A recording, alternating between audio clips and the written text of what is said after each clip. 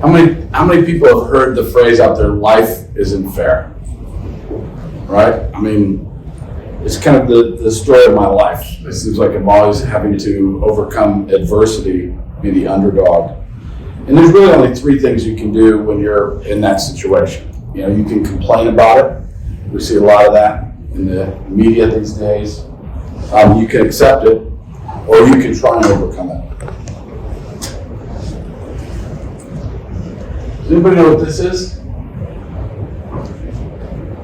$5 scratcher that anybody can figure out. If you Google how to win an unfair game, what comes up number one is the movie Moneyball.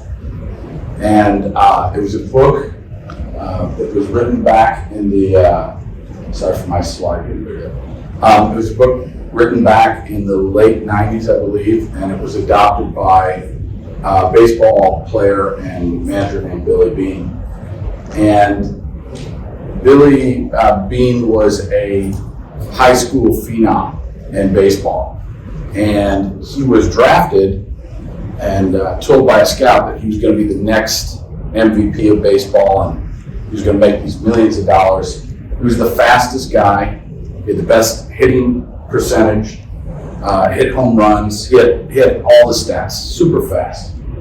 But his career never took off. He ended up in sort of mediocrity for about 10 years before he went into the Oakland A's front office. And the Oakland A's, for those of you who don't know, didn't spend a lot of money on players. So he was constantly in the position of losing his best guys, the Jason Giambis of the world and stuff like that. And he would go to the owner and complain every year, and the owner just wouldn't spend the money. So he ended up with a, did anybody see the movie? You guys saw it, okay. So you kind of, I won't go into too much detail, but he ended up with a statistician, a Harvard economics guy who never played baseball before. But that formula, which you can't really see anymore, is what he came up with, and it changed the national pastime forever. It was something that he used to figure out what the overvalued statistics were and what the undervalued statistics were. And because they didn't have big money, they sold the players that were overvalued, the home run hitters, because they figured out statistically home runs didn't necessarily win games. What won games was on-base percentage. And it didn't matter how you got on base. So there were many players who had, tons and tons of walks, and they weren't valued very high. He did sort of the same thing for pitchers. So all the stats that we see in the paper, on the hitting side would be home runs, batting average, RBIs, and he figured those things weren't good. He's the one who kind of came up with the slugging percentage, if you hear that. And so with pitchers, it was really about things that only they could affect. How many strikeouts did they achieve? How many home runs did they give up? How many bases on balls? And that's it. And so they put in this formula, and in 1 year, they won 103 games, same as the New York Yankees. The difference is they did it with a third of the salary. And so many writers and other owners, they didn't necessarily accept, even after he was able to prove it. Conventional wisdom oftentimes is a very, very difficult thing to overcome.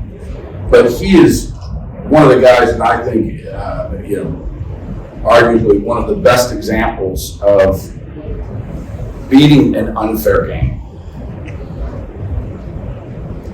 So in 2009, I was like Billy Beane, not handsome and rich, but actually I was rich and I became not rich.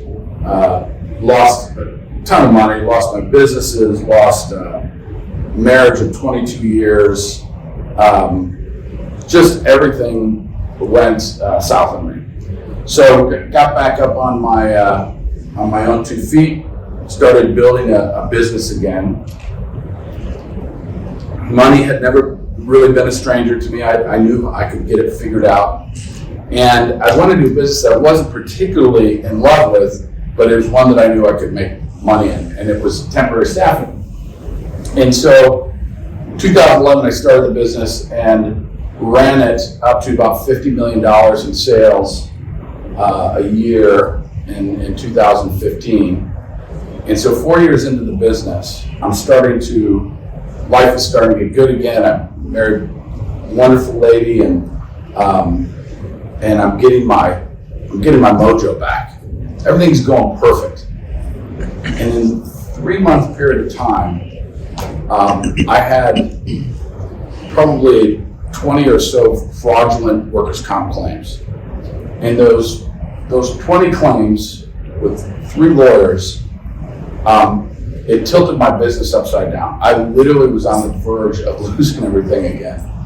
And I remember being just completely devastated and thinking, how the heck am I going to overcome this?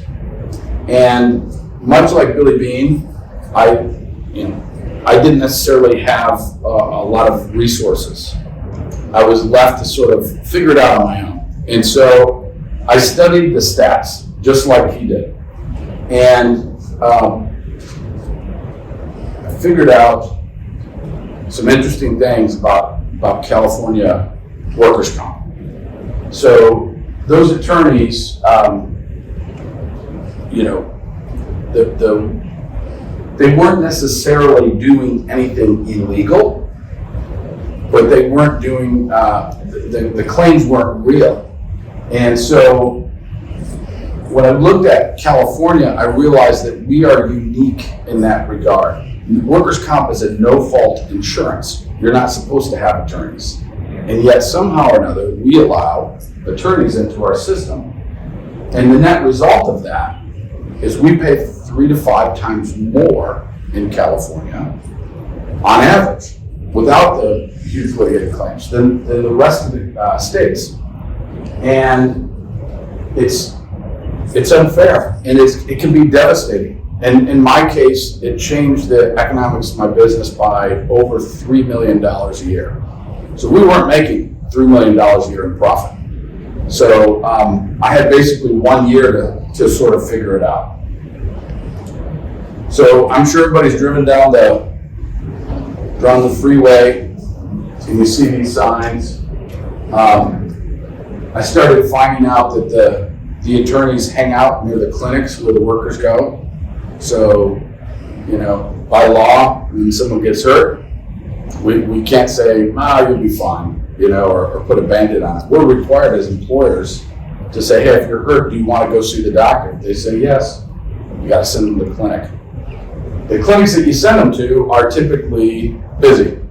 The industrial clinics are full. It's not uncommon for them to wait 2 or 3 hours. When you're sitting there and you're a minimum wage or $20 an hour employee, and you're stuck sitting in a doctor's office with nothing to do, the promise that they offer you that they can get you some money, especially when you're frustrated, is often too much for the employees to say no to. To give you an idea of how bad it is, these are the kind of stats that I was finding. A temporary disability claim in workers' comp goes up 500% once an attorney comes on. Now that doesn't mean that the employee necessarily gets more. The employee doesn't get 500% more, but the costs go up 500% more. And the main reason why is, remember how I said workers' comp is a no-fault insurance? It's not designed to have attorneys in it. Attorneys can only get paid 2 ways. Number one, they can order depositions. And depositions in a workers' comp case are pretty useless. But it's a way that they can build a file while the case is going on. And so they make money on depositions, and the second way to make is if they can get a permanent disability settlement out of the insurance company. And oftentimes when an employee's not hurt, the way they get the permanent disability settlement out of the insurance company is they run the medical bill up. So it's not uncommon for someone who goes in with a simple twisted knee or something like that. Insurance company, says go see the doctor. They go see the doctor. Within 30 days, they get a notice of representation from the attorney, and it says we're going to appeal something at the Workers' Comp Appeals Board. Now, the Workers' Comp Appeals Board is a unregulated judicial system, so they don't answer to anybody. There's no, I guess there are some standards, but anybody who has dealt with them will tell you that their outcomes are completely unrelated. So the attorneys do things like they say, well, now there's 5 body parts. There's 5 different parts of, twisted his ankle, but now his hips hurt, his shoulders hurt, his knees hurt, and so on. So why do they do that? They do that because they know the insurance company is going to send them to a doctor, and their doctor's going to say, this guy's fine. And that requires what's called a QME. There's a doctor who's got to decide which doctor is telling the truth. Those QMEs not only are 3 to 4 months behind to schedule, but they're $5,000 a piece. So if you get a 5-part body claim on someone and you're like, this guy barely scratched his knee, the insurance company's looking at a $25,000 bill before anybody's gone to the doctor, not including the temporary disability that might go along with it. And so they usually get the insurance company to cry uncle and issue some type of settlement. So you'll see a $40,000 or $50,000 claim, and you think the attorney's making a ton of money, and you think the employee's making a ton of money. The reality is the employee is probably getting $5,000 to $7,000, and the attorney's getting a couple thousand. That sucks, right? It's not so bad they got to take advantage of us, but they got to run the bill up needlessly just so they can get their small amount. So this was another just unbelievable statistic. So this shows what are called frictional costs, which basically the cost of fighting a claim. And the second bullet there, what that basically says is that we spend more money in the state of California on workers' comp fighting than we do paying injured workers. So think about that. I mean, it's just absolutely insane. And as much as we want to, change the law, because this stuff is not new. This has been going on for 20 or 30 years. California will come out and say, well, geez, that big medical bill, that's the problem, right? That $30,000 or $40,000 of medical, the attorney's not the problem. He's only getting a few grand, right? The employee's only getting $7,000 or $8,000. So let's cut the cost to the doctor. Let's cut the hospital costs. Let's cut the doctor's costs in there. So, doctor's office, bill might be $300 sort of retail before it's repriced. And they've got it down to let's say $100. They'll cut that doctor from $100 to $80 and go, well, we're going to cut the medical costs now because that's the problem. What do you think the doctor does? $5 scratch it. Give them $5 scratch it. They just order more stuff. They just say, we need to see you again, right? They don't release them from the claim. And by not releasing them from the claim, you might be paying indemnity. You might be paying him or her to stay at home and watch TV just because the doctor wants to make another $80.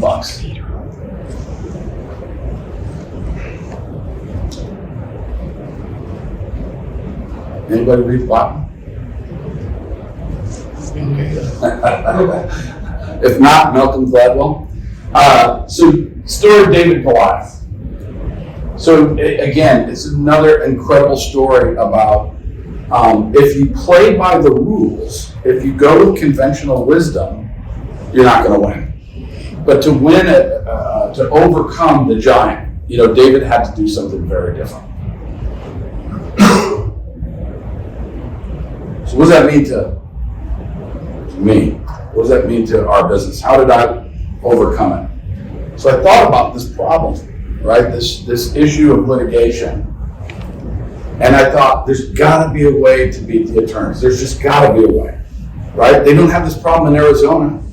They don't have it in Oregon. They don't have it in Nevada. There's maybe 3 or 4 states that are like California where they allow the attorneys to play games. What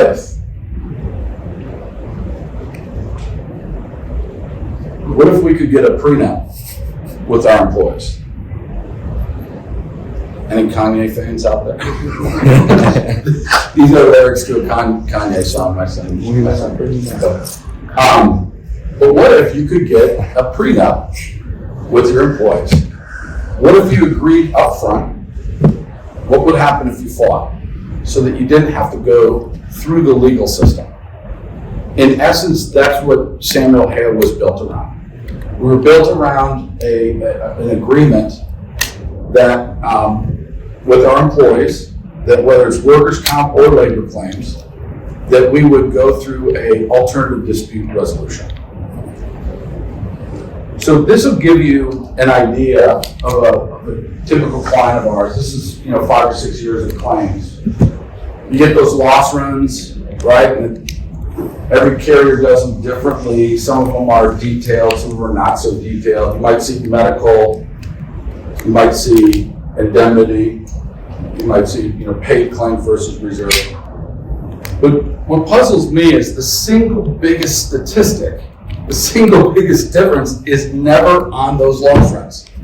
So what we do is we break up the claims into 2 pods. And we're looking at a customer to see if Samuel Hale would be a benefit. And this is very typical of what we see. It's the old 80-20 rule. In this case, 221 claims for a total of $915,000. That is what we call typical claims. Like that's a true representation of what kind of injuries that business is going to have. And they're averaging about $4,000 a claim, right? But there's 34 claims, we'll just call non-typical. And those 34 claims have an average of $56,000. Now, I'll tell you up front, the claims between A and B are not like these are broken backs and these are twisted ankles. There's only one difference, and one difference only. The B claims are being appealed at the Workers' Comp Appeals Board, that unregulated judicial system, and that's it. There's some people have heard about cumulative trauma. That's one of the big deals. There's cumulative trauma in both. There's late reported claims in both. There's problem claims in both areas, but the ones in the B column that represent an additional $51,000 per claim, those ones are delayed. Those are the ones where the attorney can do something crazy like saying, one of the ladies in the room. So one of the things that comes along with almost every litigated claim is called loss of consortium. It means you can't have sex anymore. How do you prove that one?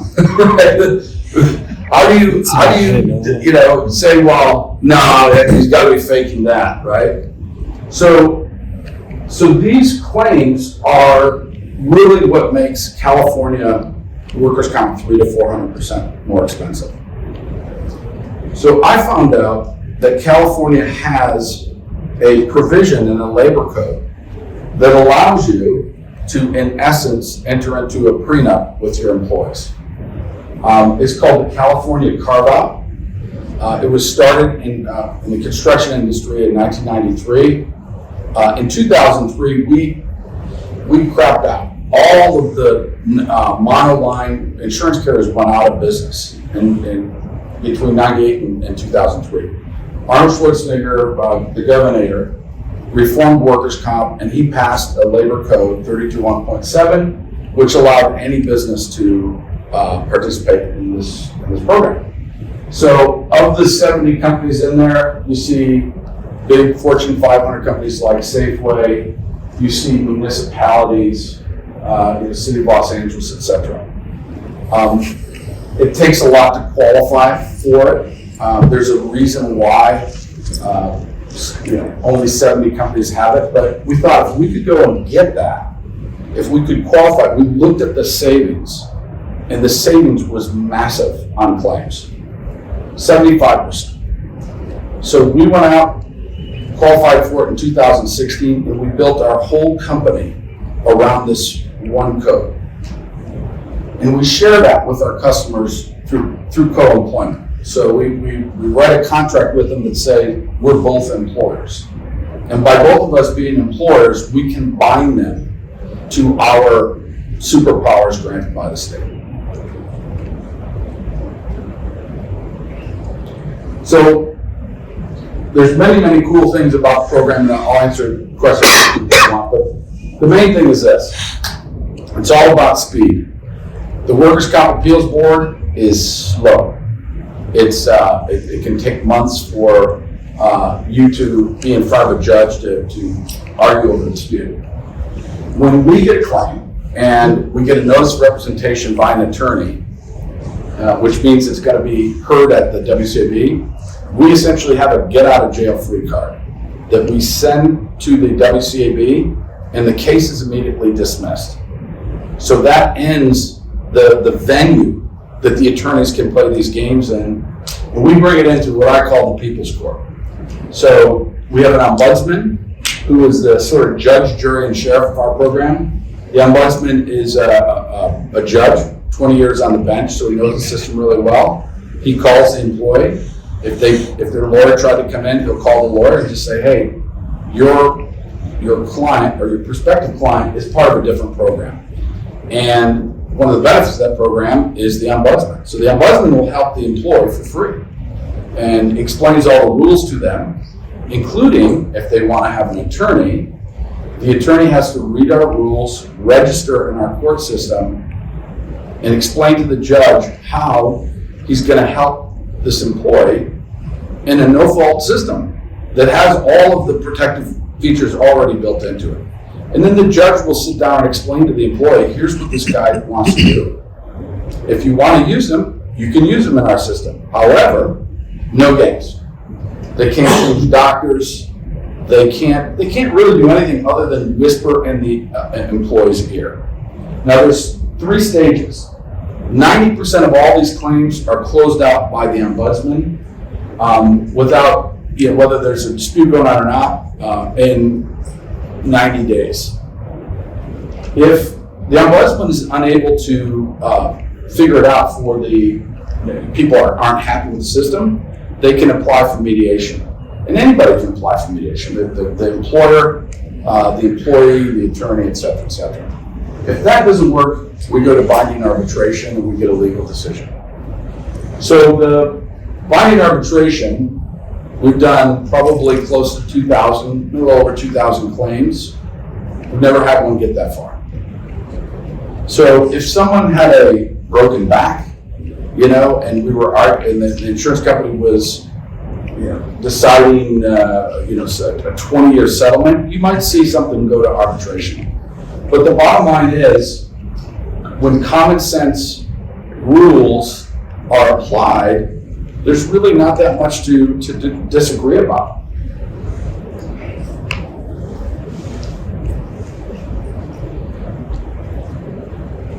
So the big thing that Samuel Hale does is we take the attorneys out of our customers' world, both on the workers' comp side and on the labor law side. So our customers see a 50 to 80% drop in claims. One of the things that I think a lot of businesses don't necessarily pay attention to is that your rates today are really sort of an average of your last 3 years. So the money that you save on a claim today, it has a 3-year half-life. So it's not just the fact that our rates are good, it's the fact that even if you leave us, we're basically making your rates cheaper in the future. The second one, no EPLI claims. So EPLI stands for Employment Practices Insurance. employer practices liability insurance, right, Ainsley? Okay. So we've never had an EPLI claim. We've had a lot of, and by the way, that's for harassment, discrimination, wage and hour. Anybody ever hear of a PAGA claim? So this is another one of California's beauties. Thank God you've never heard about it, but California has deputized any employee who wants to collect money on their behalf for labor code violations. So an employee can essentially get an attorney, and usually it's the attorney getting the employee, by the way, because the employees actually don't get hardly anything. And they say, we think you're violating labor code A, B, C, D, E, F, G. It's usually a kitchen sink set of claims. So that the client, the employer, is forced to then hand over with no proof, essentially acting like a class action, all of their payroll records, all of their time cards, all of their applications, and first you have to have your attorney look at it, which is $40,000 to sometimes $200,000, and then hand them over to another attorney who's essentially acting on behalf of the state. And if they win, the employee gets a few dollars. The state gets most of the money, except for the legal fees. The legal fees in a PAGA case on the prosecution side, $300,000 to $500,000. And so almost all these cases, by the way, there's been 34,000 of these filed in the last 10 years. It's mostly bigger companies that they go after because the booty is higher, but it affects small businesses as well. And so, anyways, the net is anytime one of our customers has had a wage and hour claim, harassment, discrimination, we've been able to stay the legal process, and we bring it into just a common sense internal resolution process. We get a shot as the employer to deal with them first. Second, if that doesn't work, we go to a panel where the employee has 2 representatives, and the employer has 2 representatives, and they work it out there. And if that doesn't work, they can go back into the court system. But what we found is this: if it's a nuisance claim, it goes away because the juice is not worth the squeeze for the attorney. They don't make any money in that side of the process. And we get to talk to the employee. That's key, because if the employee is really upset, nine times out of 10, they just want to be heard. And so we create this forum for them to be heard.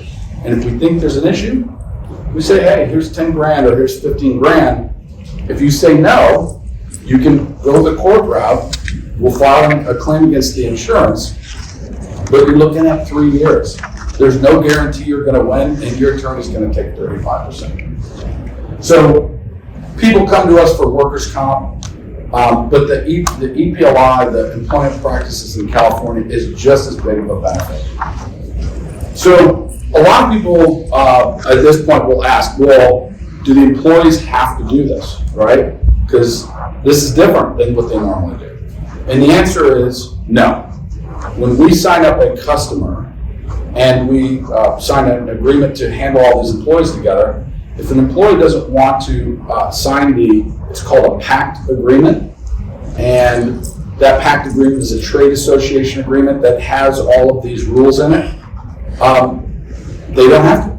But 99.9% of the time they do, because the employee wins in this deal too.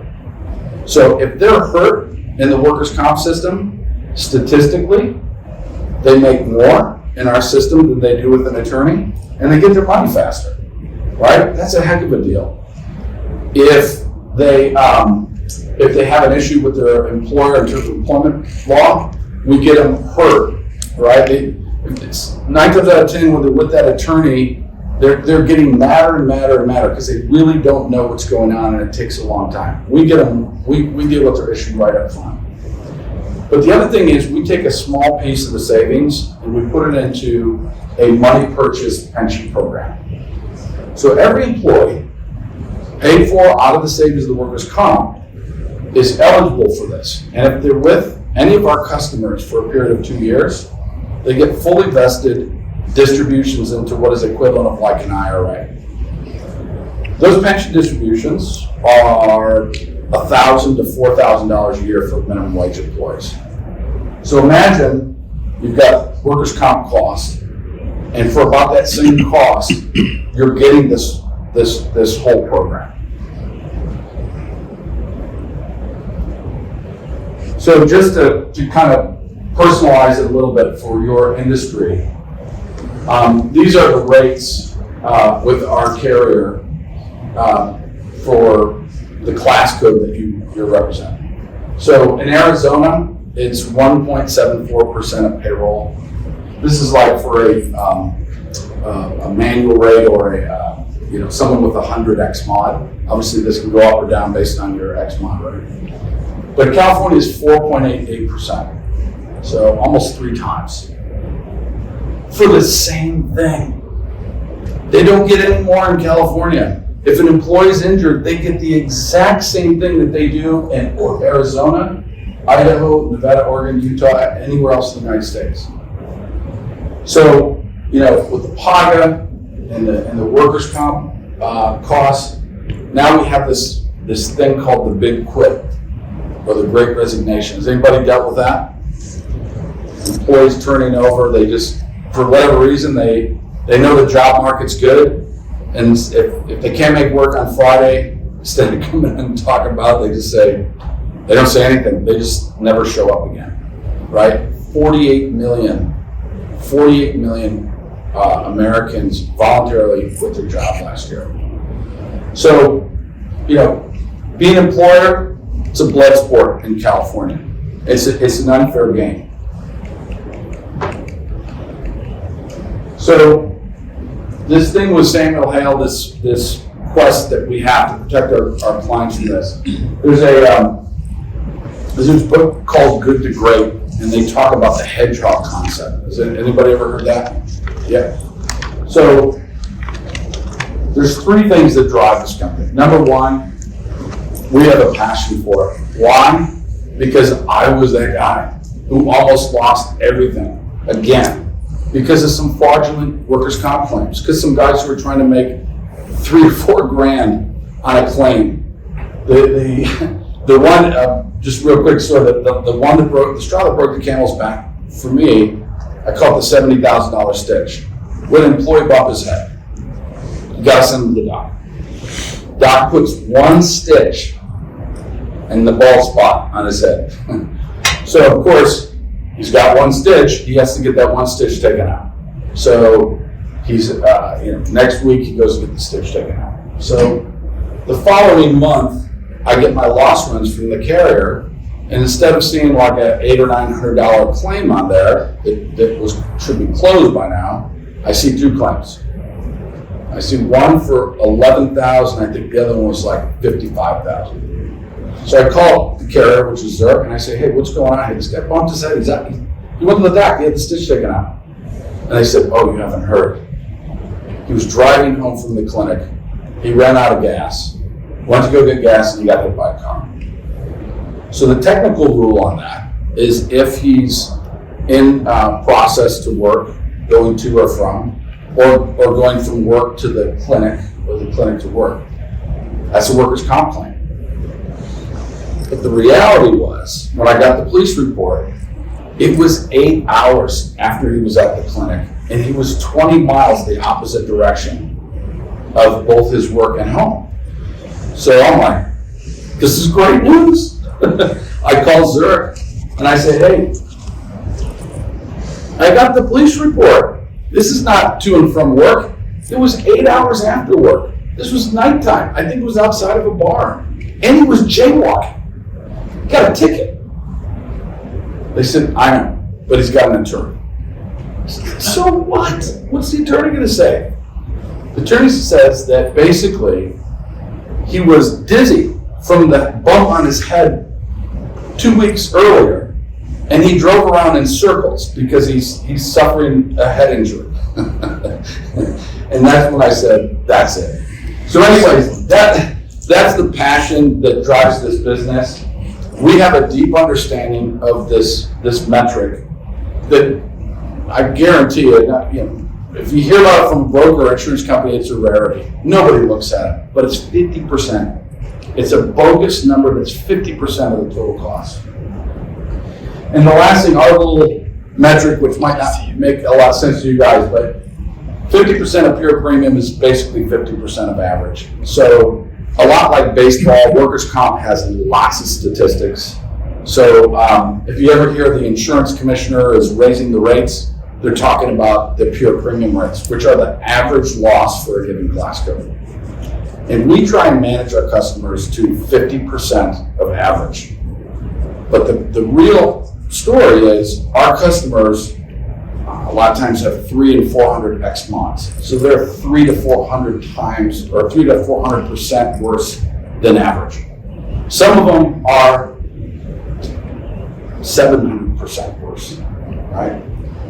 So I don't know if you guys saw the movie City Slickers, but Curly says, the secret to life is that one thing. And Billy Crystal says, what's that one thing? He says, you got to figure it out. And so Samuel Hale was me figuring it out. So what's at stake? So when these things happen, and hopefully, you're not suffering this way, but it really gets the profits of the company. More and more now we hear very, very frustrated business owners and their relationship to their employees is not good. They get angry. They say everybody feels like they're entitled. A couple of people filing claims can ruin the relationship that the boss has with all the employees. It's also very emotional. Being taken advantage of is something that, especially if you're a business owner and you're used to taking care of yourself and your employees, it can really be a distraction from doing what you do for a living.